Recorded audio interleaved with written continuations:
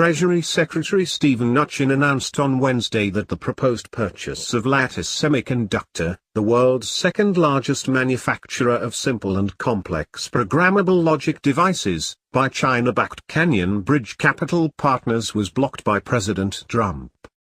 Today, consistent with the administration's commitment to take all actions necessary to ensure the protection of U.S. national security, the president issued an order prohibiting the acquisition. Mnuchin said Trump stopped the deal from happening owing to the potential transfer of intellectual property, IP, to the foreign acquirer, the Chinese government's role in supporting this transaction, the importance of semiconductor supply chain integrity to the United States government, and the use of Lattice products by the United States government. So important was this deal to Canyon Bridge that it, along with its target, Lattice, made 3 separate attempts to persuade President Trump to change his mind, but failed each time. Trump decided that the few jobs the acquisition might create, estimated to be around 300, wasn't worth the risk of letting China have access to more U.S. high-tech military intellectual property. Trump had been alerted to the IP risks of the deal, inked last November, thanks to a letter sent by 22 members of the House of Representatives to the Committee on Foreign Investment in the U.S., CFI-US, in December.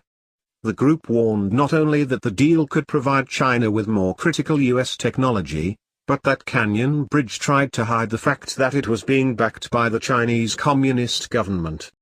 Lattice already has a development center in Shanghai, so most of its designs have probably already been stolen, anyway, but stopping the sale does send a message. China has a 10-year, $150 billion plan to acquire as much of that critical technology as it can, by any means that it can, in order to build its own technology sector. It doesn't care how it acquires it, either. James Andrew Lewis, a senior vice president at the Center for Strategic and International Studies in Washington, wrote in his blog, "China does not play by the rules, and it has gotten away with it for too long. Industry groups and think tanks have accused China of taking a shortcut to building its high-tech manufacturing industry by spying, hacking, stealing, or acquiring companies like Lattice.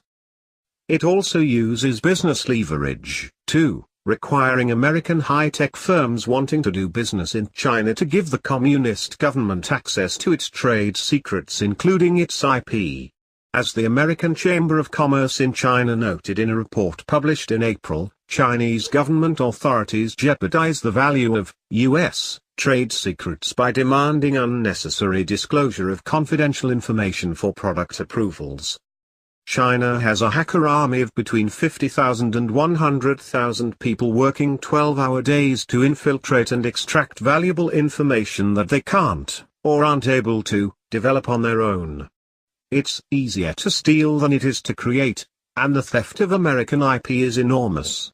Last year China acquired some $46 billion worth of American technology and has spent another $25 billion in 83 deals so far this year.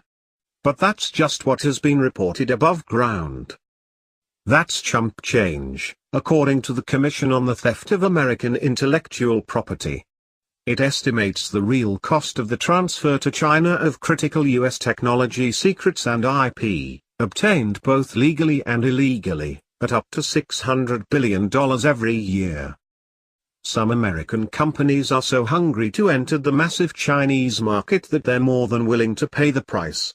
In the past year, Apple announced plans to open research and development facilities in 4 Chinese cities, each one with the understanding that the communist regime will have access to its technology for its own purposes. Amazon and Microsoft already have centers in China that partner with companies connected to the communist regime. These companies consider the giving up of its valuable IP in order to gain access as just a cost of doing business there.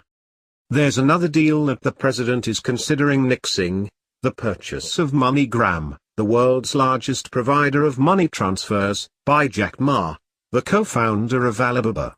One can only surmise how anxious the communist regime in China would be to get its hands on all the financial data buried in MoneyGram's computers. Those busy Chinese hackers already struck gold back in June 2015 when they hacked their way into the computers belonging to the Office of Personnel Management, OPM. The 21.5 million records they stole included names, dates of birth, social security numbers, and addresses, and included the detailed security clearance-related background information on each individual as well. On August 27, in an item that somehow failed to make headlines in the mainstream media, the FBI arrested a Chinese national suspected of helping to create the malware that was used in the successful breach. The Chinese communists have learned that it's much easier and cheaper to steal what they need rather to develop their technology on their own. Trump's blocking of the lattice deal may be a little late, but it's an indication to the Beijing regime that the United States won't be such a patsy in the